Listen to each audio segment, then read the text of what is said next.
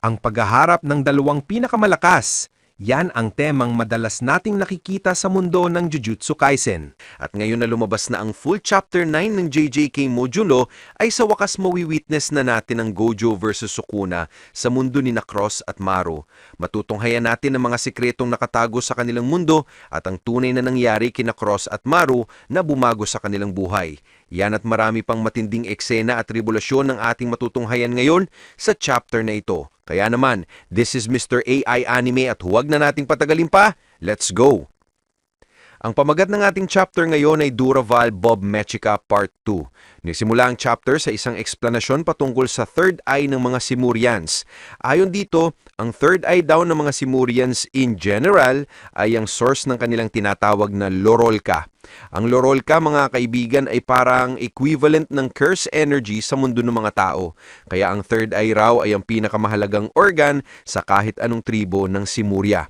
At tanging ang mga Lumirians lang daw ang may mga luhang tumutulo sa third eye nito sa tuwing namamatay ang isang Karyan o ang being na wino-worship nila. Ayon pa rito, ang ibang race o tribe naman daw ng Simuria ay tumutulo lang ang luha sa third eye nila the moment na ipinanganak sila o sa moment na patay na sila. At ang luhang napoproduce sa third eye ay mula raw sa isang delikadong proseso na nagbibigay ng matinding pagpagod sa utak ng isang individual na nagiging sanhi pa nga ng kamatayan. Matapos ng paliwanag na yan tungkol sa third eye ng mga Simurians, ay dito naman sa present kung saan nagtipon sila sa isang area.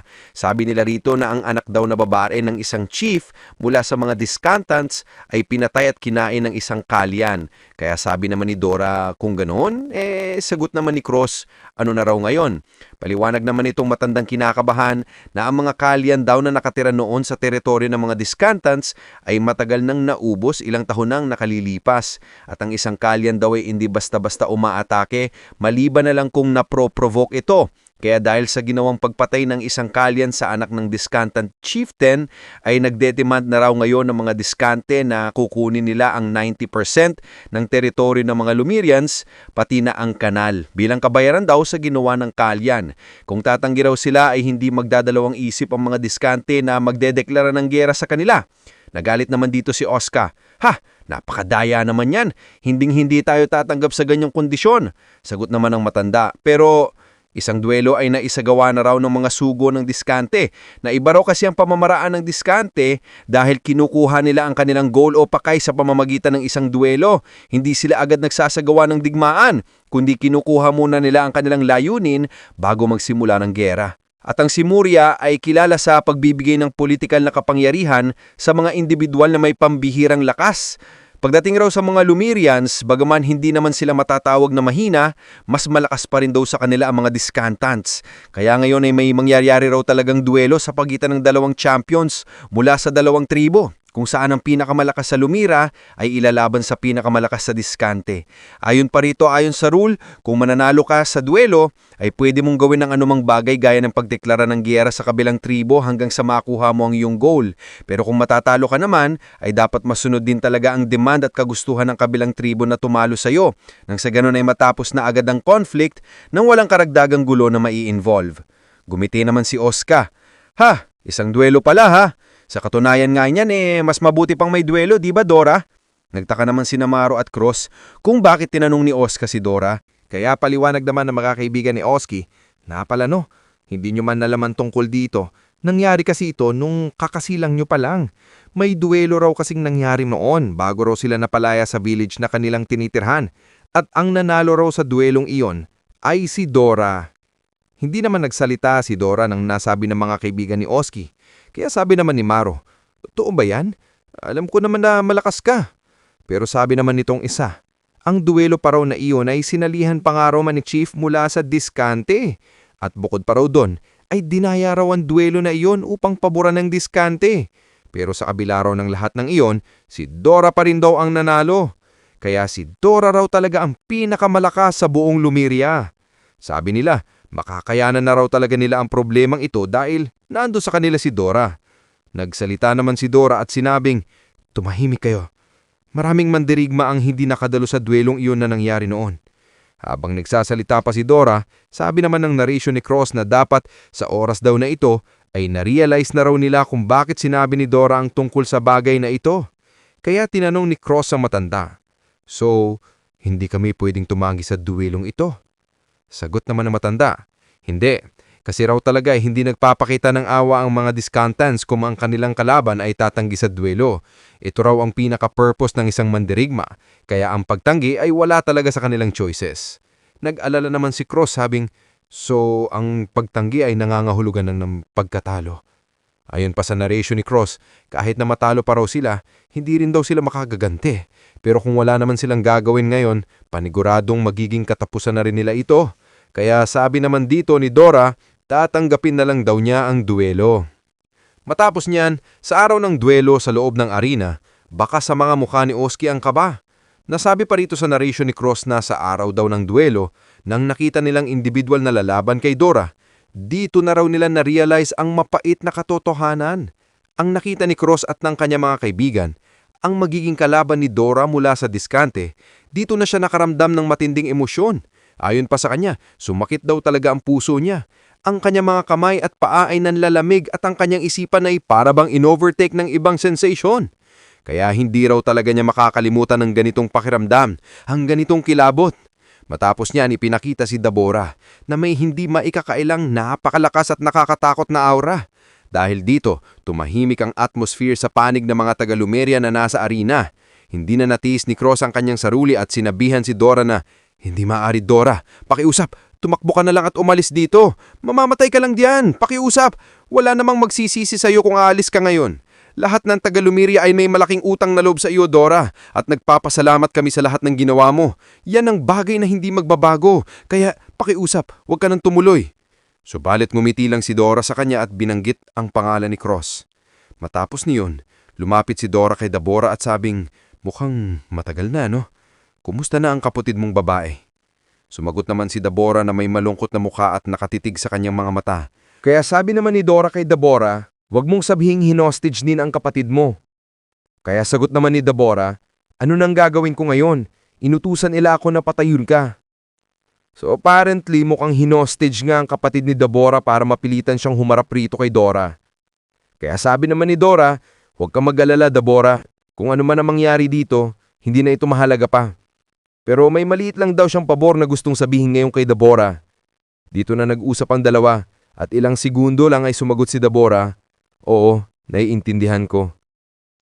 Parang may sinabi naman si Dora sa kanyang mga kaibigan. Ngumiti siya at sabing, "Ayos. Pero bago tayo magsimula rito, may sasabihin muna ako sa lahat ng nandirito. Marami raw kasi sa mga naroon ay mula rin sa ibang tribo." Kaya nagsalita si Dora, "Makinig kayong lahat sa akin. Kami sa mga Lumerians ay matagal nang nakakaintindi sa sitwasyon. Para bang may isang pader na nakaharang sa ating lahat kaya hindi tayo nagkakalapit sa isa't isa. At ito ay dahil sa katotohanan na ang mga Lumerians ay sumasamba sa mga Kaelians na sila lang ang kumikilala bilang mga banal o divine creatures." Pero ayon kay Dora, ang nangyaring conflict noon sa pagitan ng Lumeria at Diskante ay hindi naman talaga dahil sa isyu ng relihiyon o pagsamba sa mga Kaelians, kundi dahil daw sa minahan ng muro.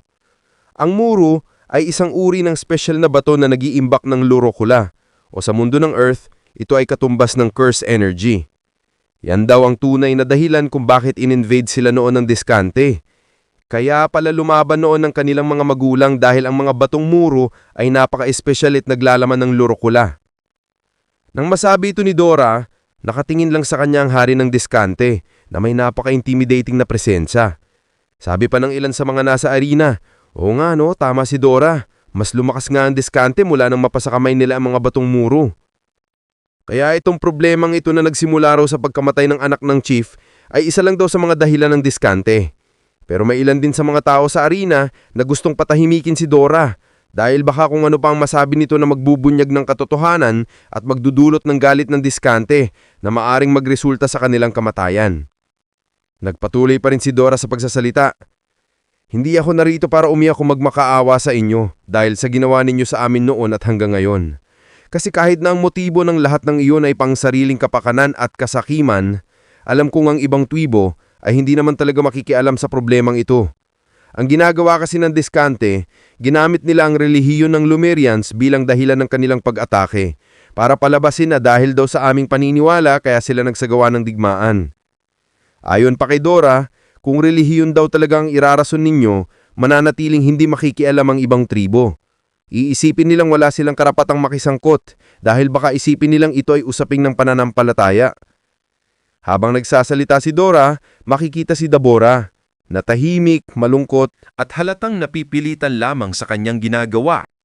Sabi pa ni Dora, ang layunin ng relihiyon ay gabayan tayo sa ating buhay bilang mga Lumerians. Hindi ito dapat baluktutin o gawing dahilan para magdulot ng giyera sa may ibang kultura. Ang hinihingi lang namin bilang mga Lumerians sa mga taga-Riscante ay hindi ang igalang ninyo ang aming relihiyon, kundi ang igalang ninyo ang aming paraan ng pamumuhay, na bahagya lang naman naapektuhan ng aming pananampalataya. Sabay tinapos ni Dora ang kanyang pahayag. Wala tayong pinagkaiba. Pare-pareho lang naman tayong lahat dito. Kaya sinabi ni Dora, kaya pakiusap, tulungan nyo kami, isalba nyo ang Lumerians at tanggapin nyo kami bilang inyong kapitbahay. Matapos niyang sabihin iyon, nagsalita naman ang hari. Dora, simulan mo na.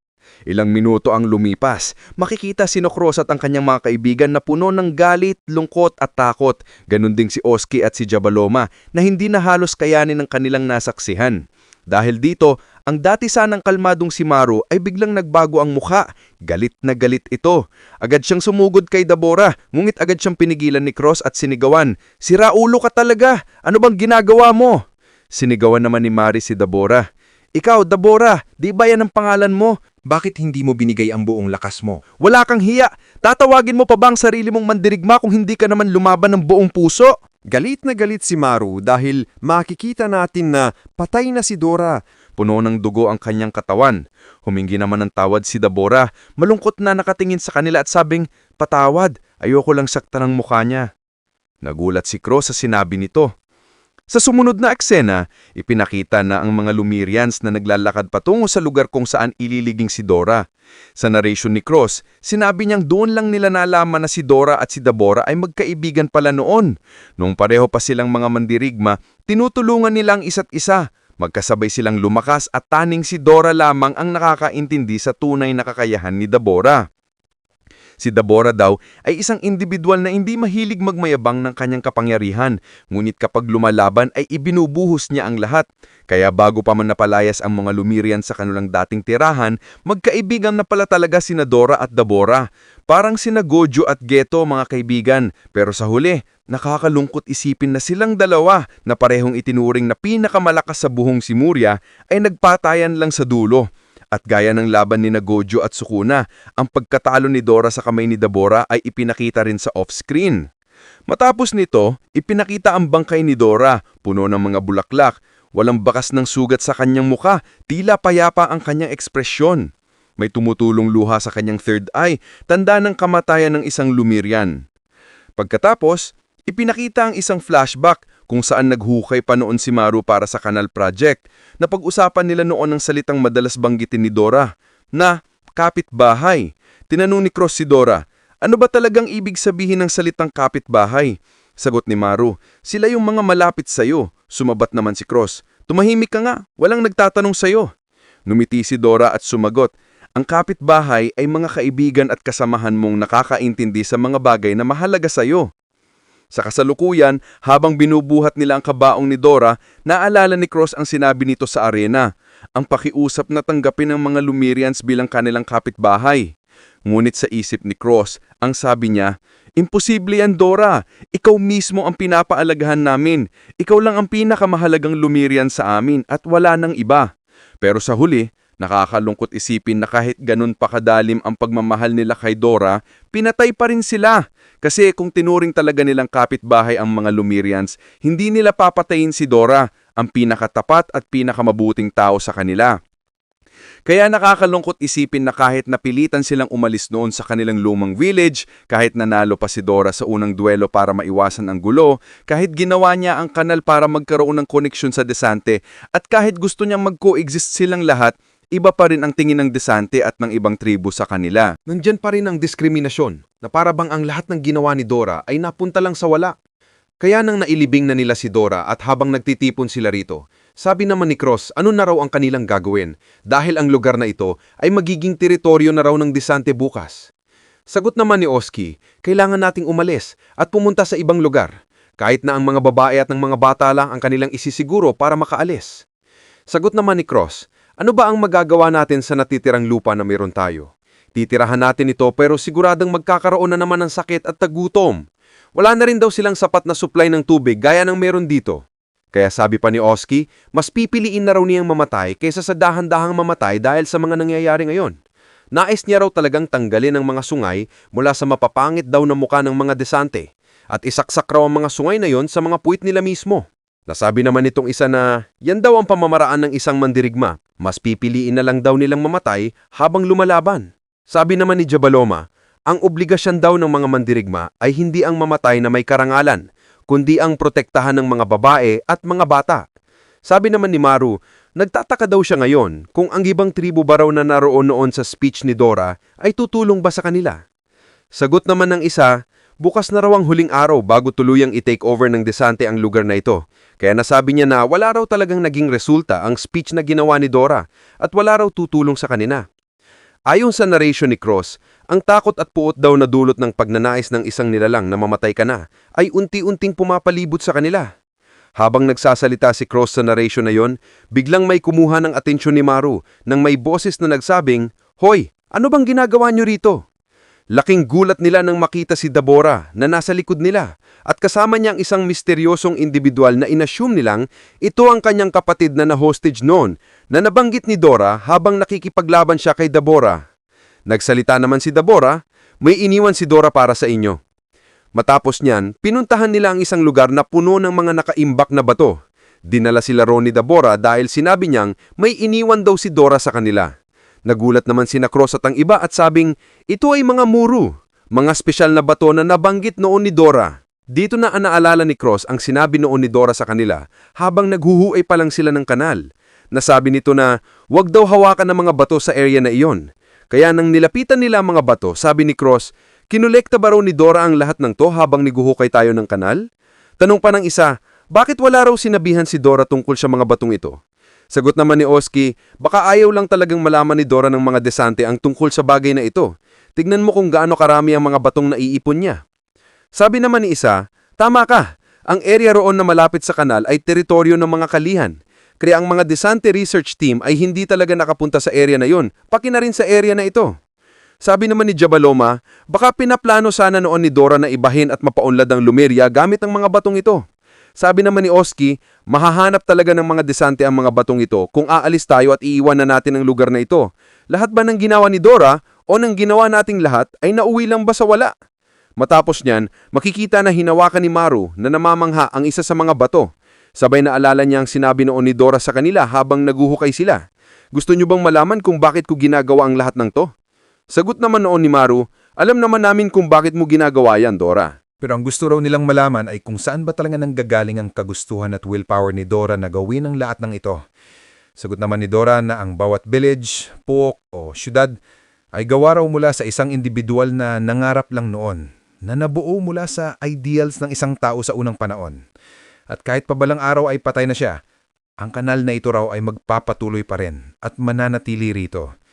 Pagkatapos, may iba na naman ng darating at gagawin daw mas maganda at mas maunlad ang Lumeria. Di ba napakaangas at napakaganda kung magiging parte ka sa kasaysayan ng pag-unlad? Kung magiging parte ka ng history? Tanong pa ni Dora sa kanila. Ano, nakuha niyo ba ang kunto ko? Tanong niya ba?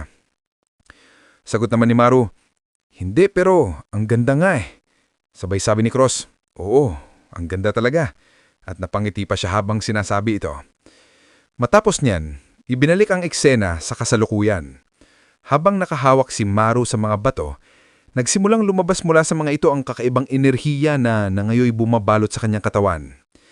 Sabi ni Maru, hindi raw nasayang ang lahat ng ginawa ni Dora dahil itong mga batong ito ay gaya raw ng kanal.